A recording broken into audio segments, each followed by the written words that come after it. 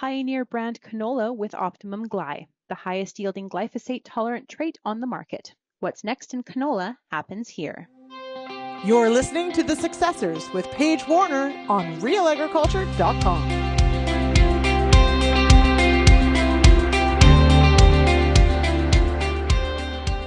Thanks for tuning in to this episode of the Successors podcast. I am your host, Paige Warner. I am so excited for today's guest, so let's jump right into it. And I'm joined now by Kaylie Krys from Vermilion, Alberta. So to start, do you want to tell us a little bit about your background and just a little bit about yourself? Yeah, for sure. So I was born and raised on a small grain and cattle operation southeast of Vermilion, Alberta. From there, I was in the livestock basically as soon as I could walk. We had cows, pigs, sheep, you name it growing up, and got into 4-H with the sheep and the cattle side of things. With that, went to college. I started at Lakeland College, transferred to the U of S to finish my bachelor's degree, and then did a master's degree there as well in plant sciences. And now I've found my way back to Vermilion, and I'm teaching at Lakeland College in the environmental science side of things. Oh, cool. Kind of a 360 where you started, hey? Yeah, absolutely. So touching on like when you grew up and you were in 4-H and that, did you compete in like the judging and that sort of stuff? And are you still active in 4-H today or? Yeah, absolutely. I tried to do everything when I was in 4-H. So we did the showing of the livestock, both at the club level, regional level, and we went to the provincial sheep show and summer synergy in Olds for quite a few years too. We did livestock judging. I say we, my sister and I did a lot of this all together. Okay, yeah. But I did livestock judging for a number of years. The Lakeland College judging team always hosted a workshop for our region. You be the judge every February, and I'd attend that and then go to our regional competition at the Little Royal Judging Competition for our 4-H region, which led to me getting to go to provincial judging a few times. Cool. And that was a really neat opportunity. Through that, I won a trip to the Denver Stock Show, and we took a judging team down there.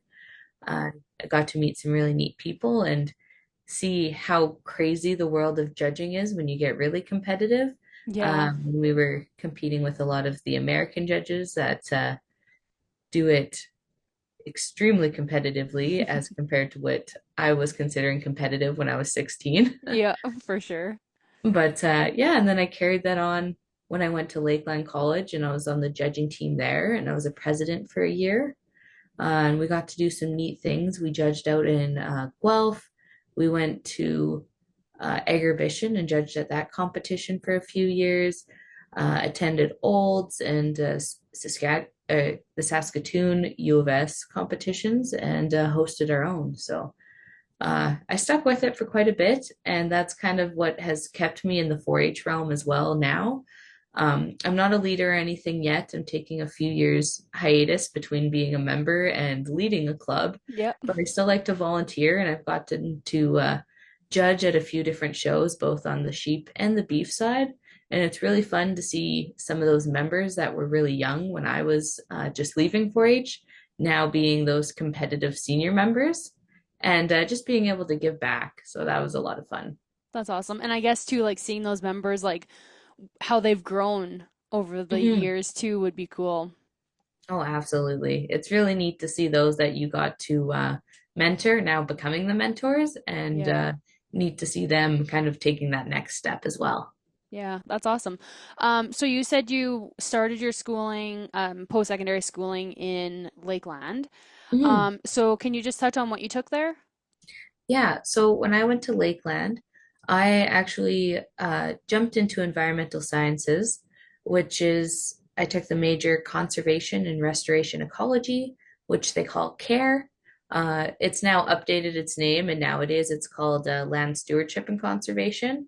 So I have a little soft spot for the acronym CARE. Yeah. But I took that after taking a few online courses through high school, Lakeland has a neat thing that's called dual credit courses. So you can actually get college credit and high school credit at the same time. And I took a soil science class and an environmental sustainability class, which then actually lessened my course load in my first year because I didn't have to take Oh, them. nice. That's Uh, awesome. yeah, so it really helped me decide that was the direction I wanted to go. I also took that course because it headed for a 2-for-2 transfer for a degree in agriculture at the U of S. And that was my long-term goal, was to get my bachelor's of science in ag. And with that transfer, it was really neat. I never saw myself going the environmental science route, but I really did have an interest in sustainability. And already having that background growing up in ag, it really brought the two worlds together for me, and I really enjoyed it. Oh, okay. So you took 2 years in Vermilion, Hmm. and then you went to U of S, and that was another 2 years then? Yeah, 2 years additional for like a total of 4 years for that bachelor's of science in ag. Of those 2 years at U of S, I only got 6 months though because the pandemic hit Oh, and yes. I actually came back home for my last year of the degree, but we still got it done. Nice. It was nice being in Vermilion though and still having some friends around during that as well though. Yeah, for sure. And like close to home at least. Like Mhm, you're able to absolutely. go home. My time at the U of S was a lot of fun. I was on the range team there as well as the judging team, so I really did get the most out of the time that I had while I was there. That's good. So what's the range team? Can you talk about that? Yeah, so the range team is one of the clubs they have at the U of S, and what they do is they compete at the Society of Range Management Conference every year in a competition called the Undergrad Range Management Exam. And so it's a competition about range management techniques and knowledge about different grassland and rangeland ecosystems, as well as plant ID. And so it's a group of students who are really interested in grazing management and management of those natural rangeland ecosystems. And then you get to go and meet other students like that and compete at that competition. U of S has placed top five quite a few years, and so is U of A has been up there as well. The U of S and the U of A are the only two Canadian teams that I know that go down to it. It's in the States every year. Okay. And actually, from my experience at the U of S this year, we're starting the first year of a range team here at Lakeland too. Oh, So, cool. That's awesome. yeah, Lakeland's never had one before, but we've had lots of alumni that have gone either to University of Saskatchewan or University of Alberta and gone on the range teams there and competed and have won. So we're hoping to start that practice a little early now. Nice. That'll be good. So, like, what is an example, I guess, of like one of the competitions that you would do down there? Like, Yeah, so there's a few different things they can do. The ERMI or the range management exam is like a large multiple choice exam with techniques on range management. oh, okay. And so it's a test that as a team, you get scored as a team, but you all take it individually, and your top scores represent your team. Another one is a spot plant identification. So they'll have different plants, and you have to be able to identify them in a certain amount of time Oh, okay. by their Latin name. And sometimes they can be really tricky, and they only give you a portion of the plant, Oh, not that the would be one. tough. And then they have some really cool kind of side projects too that you can do on your own, such as a public speaking competition, as well as poster competitions if you're doing any research at your university. Okay, so then you could like submit that Hmm. research. Additional. Oh, okay. Yeah. That's really cool. So it'll be interesting to see like how the club goes at Vermilion. Hmm. So do you think like you guys will go down to the States and compete? Uh, that's our goal for this year. We have to see how much interest we have, as well as if we can get the sponsorship or fundraising done for Right. it. But we're hoping to take a small team down to the competition. It'll be in Spokane, Washington this year. Nice. That would be really cool. Hmm. So when you were first attending Lakeland. Hmm. Did you ever think you would end up teaching there? Not so much when I was at Lakeland. Maybe a little or a few years into my degree at U of S was kind of when I started thinking about it. When I was at Lakeland, I had my goal of 4 years of schooling and kind of get Yeah. out into the world and have a job. Um, but then I had some really great instructors at Lakeland. I was that were really passionate about what they did, and it was so much fun to have those types of instructors that had real world experience they could bring and give examples to you. And so I really looked up to a lot of those instructors. And kind of as I was transitioning from Lakeland to University of Saskatchewan, I was finishing up my 4-H career, and I really enjoyed the public speaking aspect of it Mm. to the point one year I did a speech in one club and a presentation in another and took both to districts. Nice. Um, and I really liked doing the presentations. And the one year that I made it to provincials, when I was at the regional competition, someone's grandma came over to me and I had no idea who this lady was. And she's like, if you don't go teaching, then you're wasting your talent. And I'm like, Oh, well, I don't want to teach like math or English or anything like that. But I'm like, if I can find a way where I can talk about plants or soil for 8 hours a day, then that'd be the direction I'd go. sign me up. Yeah. And so that's when I started considering it and thinking about it. And when I decided I needed to go do my master's so that I could come back and teach here. And yeah, Oh, that's okay. how it happened. Interesting. So what do you teach then in the environmental sciences course at Lakeland? Yeah. So right now in the fall semester, I'm teaching our botany and plant taxonomy class, which is our introduction to plant sciences type course. It teaches about uh, parts of the plant and how to identify them, and also plants in different natural ecosystems across Alberta. So we're actually going to be in the field every week for lab with my first years from September through to about mid-October, checking out plants in different ecosystems, including a woodland, a wetland, boreal forest, a grassland, and then looking at some winter twigs and shrubs and how to ID those without their leaves. I'm also teaching a second year course right now in the land stewardship program, which is our wetland classification and management. And that's looking at how to take care of our wetland ecosystems and working with different stakeholders to be able to keep wetlands in our landscape and being able to work with those that maybe own that land or are dealing with our different types of landscapes. And so that's a really neat one to be able to classify wetlands based on their characteristics, as well as being able to rate the health of those wetlands to see if it's a healthy wetland, maybe it's healthy with problems, and encourage those students to be able to give recommendations on how to increase the health of our wetlands. Next semester, I get to teach our first year range course, which will hopefully lead into some students that are interested in the range team. With that one, unfortunately, it's in the winter, so we're not in the field quite as much, but we're in the lab still, learning about grazing management techniques, the different types of grasslands across Alberta, and how to protect some of our native grasslands that are left. And then my fourth course that keeps me busy as well is our remediation technologies course. And so that's a little bit different. My first three are all really plant-based. And this one is looking at remediating oil field sites most commonly, or different types of sites that have been contaminated, and the different techniques and technologies that we can use to do that. Oh, okay. That's cool. Yeah. That is really different from the first three. Mm-hmm. And that's really cool that like for that first class you were talking about that you guys are out in the field, like really Mm-hmm. hands-on then. Yeah, the botany, it's always nice in the fall to get a really nice hands-on course. Botany is really exciting because it'll be that first introduction to plants for a lot of people.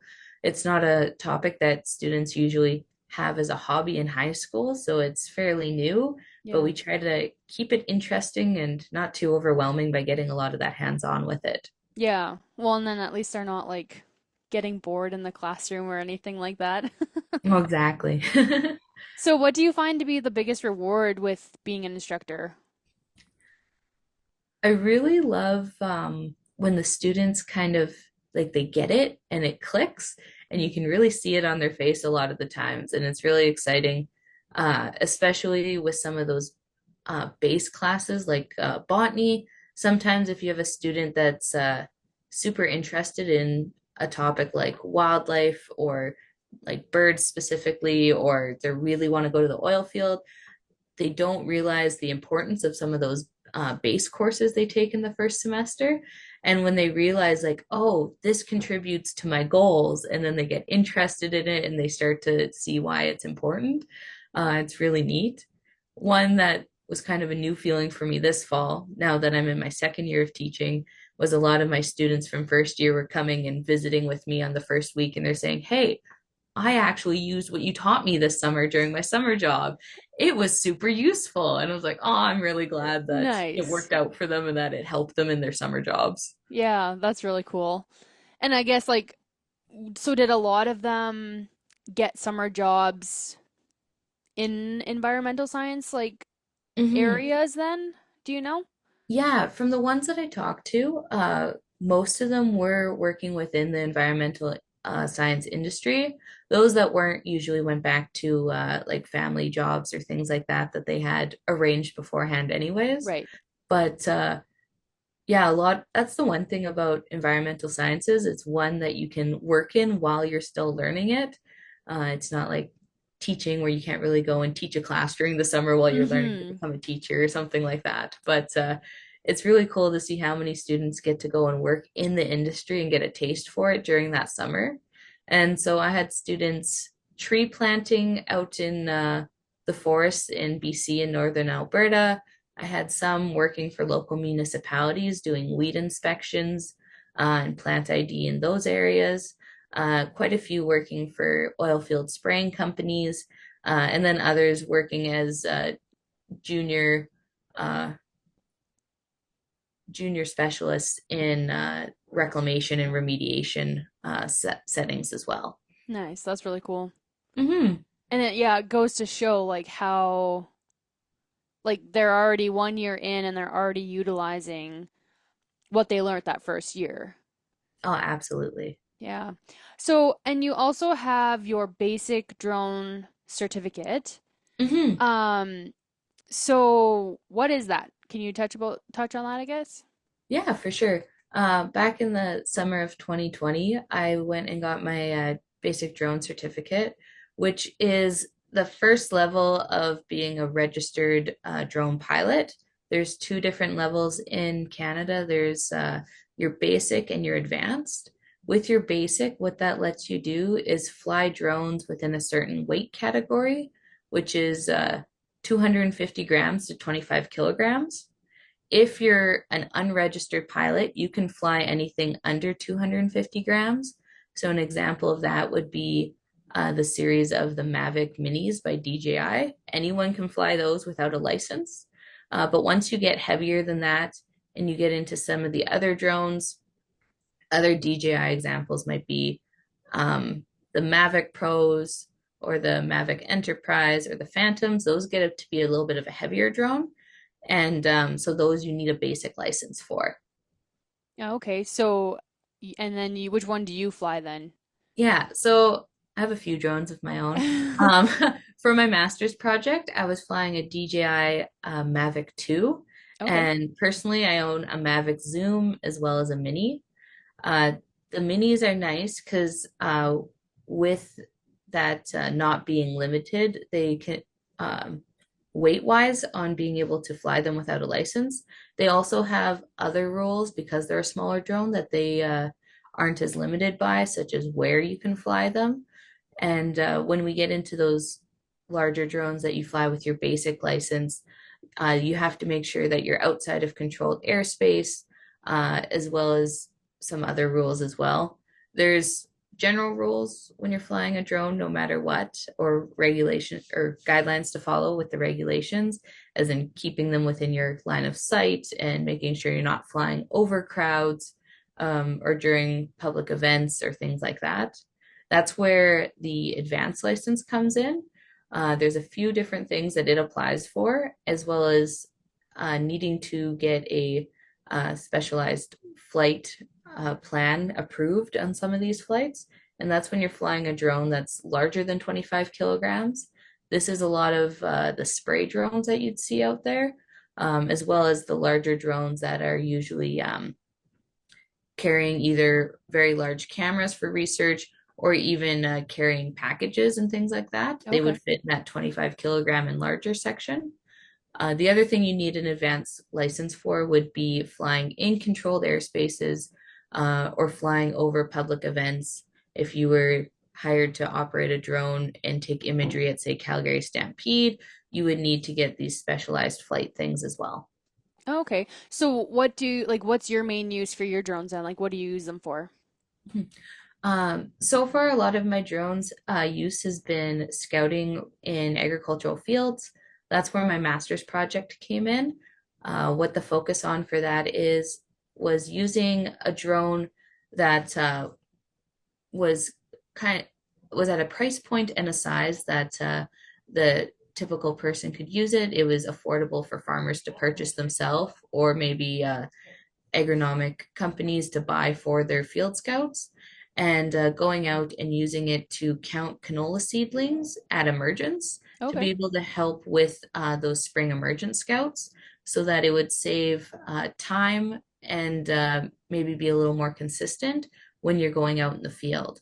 So what our goal with that coming out of it, and I'm still finalizing my master's as we speak, is that we can give recommendations for either producers or agronomists to be able to use drones in a consistent way to do plant scouts with them. And we just use plant counts as one example. I actually partnered with another student from the computer science department who was doing his master's, and he created an automatic plant count. So we were taking 50 images in a field and getting an estimate of plants per meter squared, as well as an estimate of ground cover. And we could actually use those to calculate an estimated weed cover as well. Oh, okay. But yeah, I guess personally, after that, I use my drones to do a bit of scouting and imagery in our fields and crops. And I also like kind of just playing around with them for the cinematic value, especially when it comes to harvest time and haying and things like that. Oh, for sure. Yeah. So with the plant count, like how does it like, and just to touch on it a little bit more, with the plant count versus like weeds, Yeah. how does it differentiate that? Like, Yeah. So how we did that, we did a calculation based for ours. What we did was there's two parts to that. With the plant count, it was a convolutional neural network system that they used, which is a type of computer model. And what we had to do was basically teach the computer model to recognize what a canola seedling looked like. okay. And what that looks like physically is ours sitting at the computer drawing little boxes called bounding boxes around a bunch of canola seedlings in pictures. And then it recognizes everything in that box is what it needs to recognize as a canola seedling. And then we test it and see how consistent or accurate it'll be recognizing those on its own. And basically, the more you train it, the more accurate it gets. And so we've got ours, depending on how clean the field is and how much overlap there is in canola, we've seen it be anywhere from 85 to like 98% accurate, which we were really happy with. A lot of the trouble comes from if you wait too late to take the pictures and the canola plants are all overlapping, it has trouble saying, is that 2 or is that 3 plants? But that just gets to be when it's really dense. Right. So that's where it kind of recognizes the weeds separate from the canola plant. We didn't go as far as recognizing individual weeds because we would also need thousands of pictures of each weed to do that. Yeah. So we just went canola plant and not canola plant. Oh. Where we were able to get the weed density is we took that layer with the boxes that it recognized, because then it would count each plant by putting its own box around them.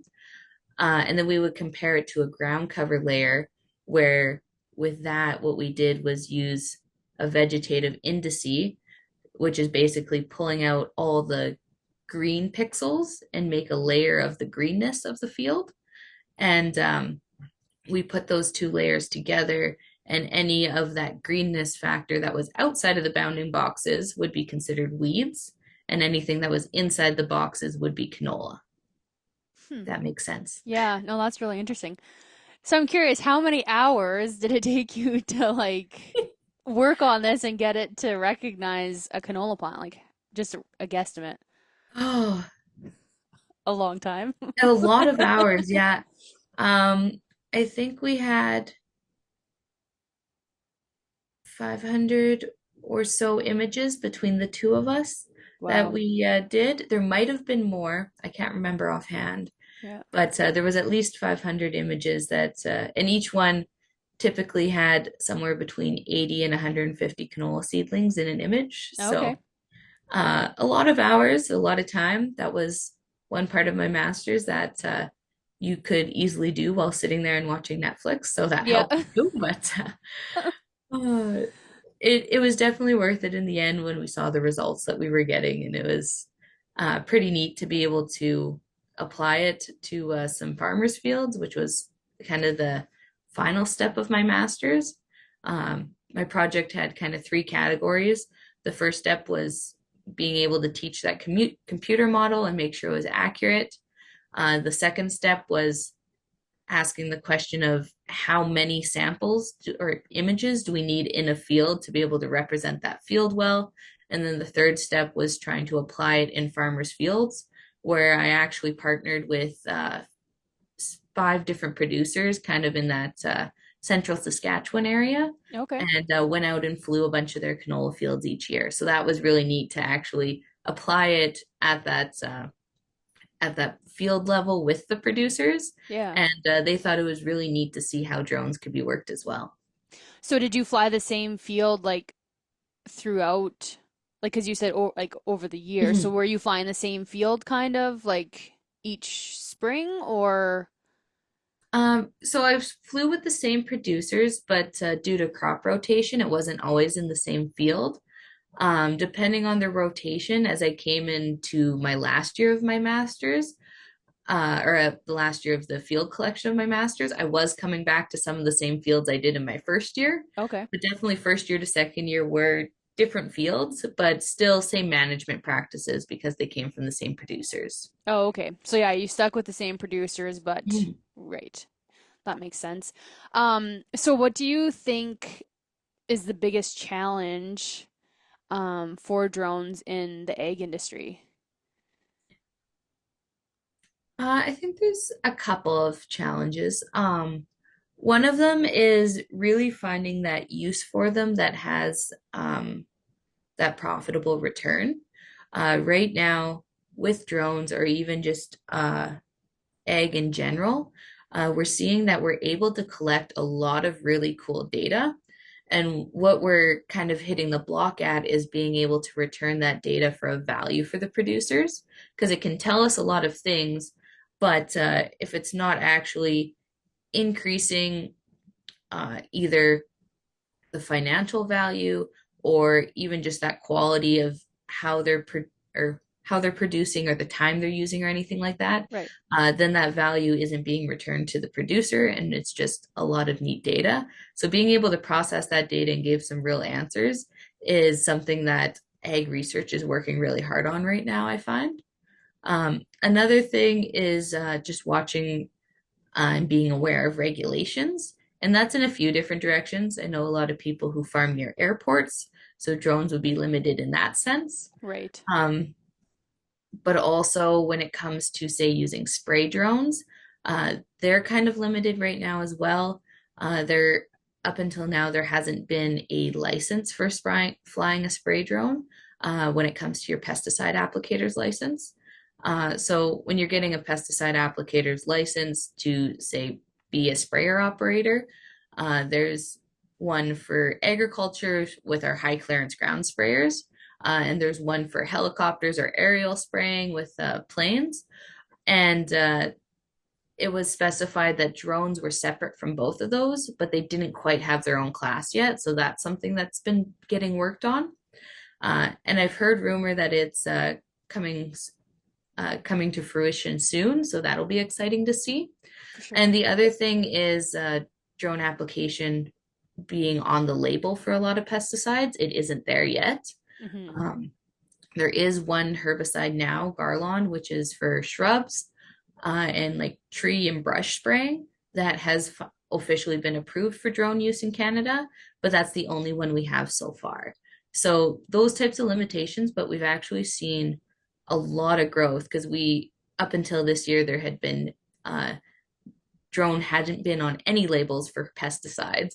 So now that it's kind of the ball is rolling, I think that's going to be less and less of a limiting factor as we go on. But that's kind of some of the challenges I see right now and just kind of how to bring that technology in. But I don't see applying technology on the farm being a hindrance for many producers, Right. especially now that drones are so much more affordable than they were 10 years ago. Mm-hmm. And I feel like, yeah, like there's a lot of growth for drones in ag.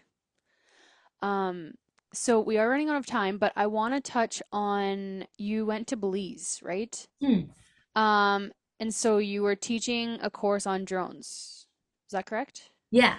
So what I did there, Lakeland College and Suncrest College out of Saskatchewan have a partnership with the University of Belize, where they do a lot of knowledge transfer between the university and the colleges. And so they'll go down, and if there's any areas where they want to expand the knowledge of their instructors, they'll actually send someone down there for that purpose. And so what I went down for, the University of Belize at their Central Farm campus, where they do a lot of their agriculture courses, wanted to add a drone aspect to their classes, as well as some of the on-farm research they were doing. And they currently had a GIS course, but they had someone coming in from a different college to teach it. So they wanted their instructors to have the knowledge to be able to teach that course themselves. So I went down for a week and instructed their instructors on basic drone operation. They were able to purchase a drone through a grant. And so we got to fly that and apply it in some of their orchards and fields, which was really neat. Make sure everyone was comfortable being able to fly their drone. They all got the licensing that they needed in Belize to be able to do that as well. And then we also did some classroom aspects to it with the GIS, which is the Global Geographical Information System, basically digital mapping. Okay. And so we were able to take that drone imagery as well as satellite imagery and process it in different ways to be able to use it for agriculture research or even just general purposes such as building maps or showing where irrigation lines are. We were even able to look at the greenness value or the yields of some of their different fields using vegetative indices from the drone mapping. And so it was kind of a cool course to bring that all together. It was an introductory part of the course, so there was a lot of kind of basic knowledge being transferred, but there was also a wide variety of knowledge that really built that base for them to be able to grow their program there as well. Right. So will you have to go back then to do like another course on it or no? As of right now, there isn't a plan for that. Historically, when they've done some of these, there has been a second level of it, and they were interested in hearing more from me. I've stayed in touch with a lot of them, so if they have questions through the year, they can always reach out. There was also talk of them possibly coming up to Canada at some point and seeing what types of drone operations we have here. They were interested possibly in coming up to Ag in Motion in Saskatoon because there's a really cool drone demonstration there from about 3 or 4 different companies. So hopefully we're going to keep that connection going. It was really neat to see the interest from their side because it wasn't just the agronomists that were interested in coming or those teaching the agronomy type classes. there was also those coming from the livestock side as well, because they do a lot of integration in their livestock grazing with their forested areas as well as in their orchards. And they were wanting to see how if they can use the drones for monitoring and measuring in that aspect too. Oh, okay. So is there different challenges that they face in Belize than what we would hear with the drones and drone usage, or is it similar? When it comes to drone usage, they're a bit more limited right now because they're still just processing rules and regulations in Belize. I had to get special permission that I was coming for educational purposes to be allowed to fly a drone there. As of Okay. right now, there's no international use of drones for recreation, so you can't go and video your holiday or climbing up a Mayan temple or anything like Right. that. As well as the domestic use for drones is for either research or being a hired company only. There's limits on their recreational use domestically as well. So it all has to go through their Department of Transportation and with that as well, which is the same department it goes through in Canada. But their approval process is slightly different. And they're just kind of in the beginning steps. So before stuff went out of control, they just kind of limited it all and they're starting to work on their rules and regulations so that it can be a little more broad there as well. Okay. When it comes to the physical drone itself, they have a few different challenges that are maybe similar to us, but slightly different. I had to take out a few slides in my presentation talking about frost and flying in the cold because they didn't really need to be concerned about flying in -10 or -40. Yeah. But one that they have to watch for quite a bit more will be if the battery's overheating or anything like that as well. Right. And keeping an eye out for some of their large birds of prey and making sure they don't swoop up and steal their drone, because a lot of their fields are within the forested areas as well. So they kind of have to watch that peripheral when they're flying. Oh, okay. Yeah, I guess that's something that we really wouldn't think of. I've had the odd hawk I have to keep an eye on, Oh, but really? not super common. Yeah, for sure.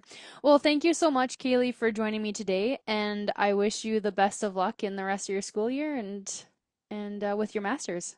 Absolutely. Thank you so much. And thank you for tuning into this episode of the Successors podcast. If you have a topic suggestion or a guest, or hey, if you want to be on the Successors, send me an email at phomquist@realagriculture.com, or you can find me on Twitter at Paige Homquist. Have a great day.